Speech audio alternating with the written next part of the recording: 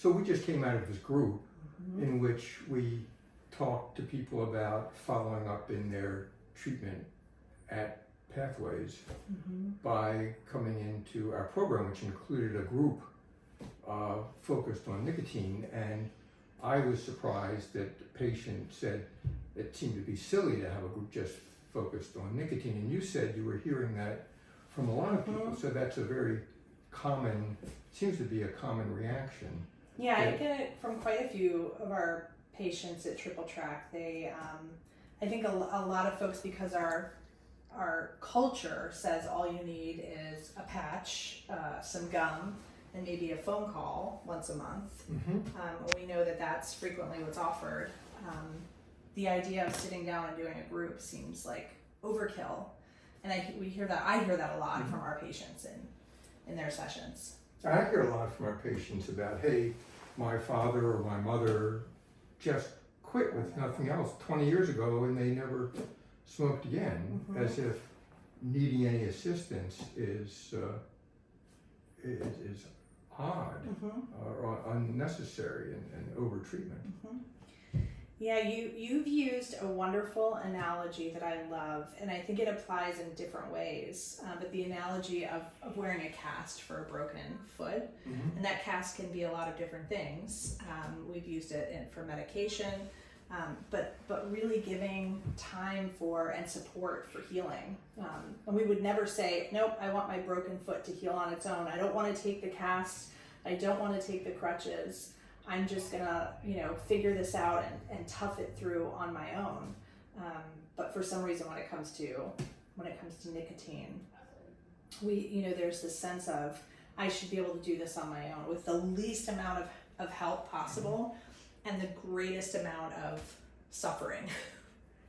Yeah, this issue of taking this seriously, people act as if this is no big deal on so many different levels, and that's. It feels like the first thing we need to do with people is to make it clear to them what their experience has already taught them, which is this is not so easy to do. They've tried multiple times, they haven't succeeded, and to convince them that not only is assistance needed, but with assistance they can succeed where they didn't before.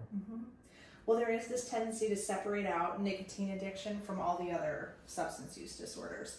And with heroin, with, alcohol, with cannabis, all the different substances, we throw tons of support that focuses on all the different facets of a human being. And even though nicotine is the most addictive substance, we treat it like an afterthought, like it's this separate experience.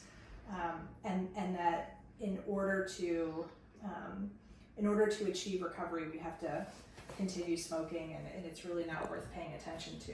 Which again, we hear from our patients so often. And I was thinking, the reason why I think part of our culture is that it's silly, the idea of needing treatment or therapy or group to stop smoking, is that it's never been available. It's completely new. So the idea of what we're doing is maybe feels strange to people because it's just never been accessible.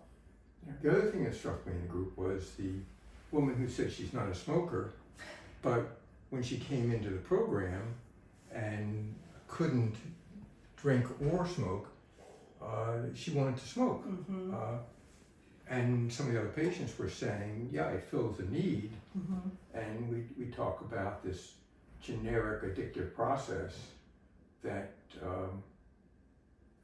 that treatment is focused on stopping the addictive process, but there's this exception for nicotine. And so in so many rehabs, people are, quote, in recovery, but they're not really in recovery because they're still using nicotine in the same addictive way that they were using these other substances to deal with any